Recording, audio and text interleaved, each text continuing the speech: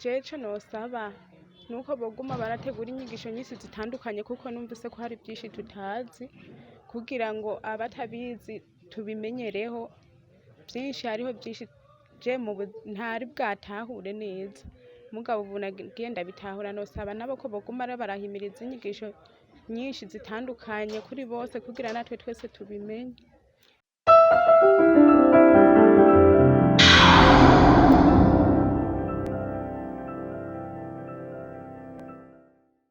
Reka duso tubashimire mwebwe mwese bakunzi ba Mabaye Media TV, twizeye ko mumeze neza muri amahoro. Hanyuma mukumubona ngaha turi kumwe n'umujene umwe mu gwaruka rwari kurakurikirana inyigisho zidasanzwe, inyigisho zerekeye amakoperative. Turabaramukije.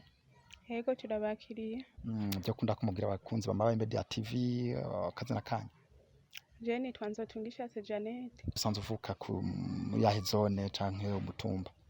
Komine Mabaye mutumba Gitukura. Mbega ko tukubona ngaha waje mu biki? Nari naje mu bya koperative. Usanzwe usekiriye ya koperative? Muri koperative dushigikirane Gitukura. Usanzwe ujeje iki wewe? Je nsanzwe ndi mu trésorier. Umubitsi muri iyo koperative mwebwe ibintu mwasize imbere musanzwe mukora iki muri koperative dushigikirane Gitukura? Korora inkoko. Mwaramaze gutangura inkoko murazifise? Oya ntiturazigira ariko turi mu mugambi ibikoresho turamaze kubigira. Inkoko nizo turindiye ko zishika. Murindiriye ko inkoko zishika zivuye? Zivuye mu mwishirahamwe rya payeje. Koperative dushigikirane ya Gitukura yarasabye ingurane muri payeje. Mbega muri koperative ya dushigikirane muri bangahe? Bo twari 20 mugabo bamwe baravuyemo dusigaye turi 14. Ugwaruka 14 mwagiye hamwe mugira koperative dushikirana Gitukura muca mutanga umugambi wo korora inkoko. None aha mwari mwaje mu biki? Twari twaje mu nyigisho. Inyigisho wazibonye inyigisho zerekeye? Zari inyigisho zerekeye nyene kwiga ivy'amakomite agize koperative byinshi bitandukanye muri koperative n'ukungene twokwiteza imbere.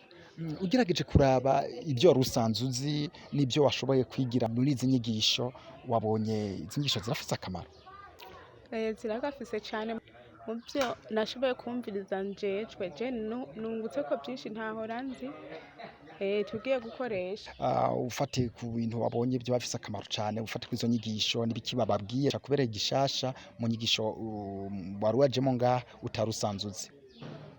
Je ngerageje kuraba kubyo nigishijwe kubyo mu bubitsi ukungene twahora dusohora amafaranga twanditse mu gitabo gusa tudafise icemeza ayo mafaranga ico yasohotse gukora ko bitari byiza. Ubu ko tuzoza turakoresha icanditse apana byo mu bitabo dukoresha n'ubupapuro tuba twahawe na perezida cankwe umukenguza bikorwa aba yasinye ko kugira amafaranga umutrezorier yasohora.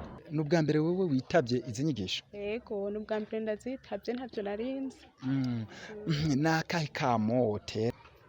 Jewe nosaba nuko boguma barategura inyigisho nyinshi zitandukanye kuko numvise ko hari byinshi tutazi kugira ngo abatabizi tubimenyereho byinshi hariho byinshi je ntari bwatahure neza mugabo ubu nagenda bitahura nosaba nabo ko boguma barahimiriza inyigisho nyinshi zitandukanye kuri bose kugira natwe twese tubimenye.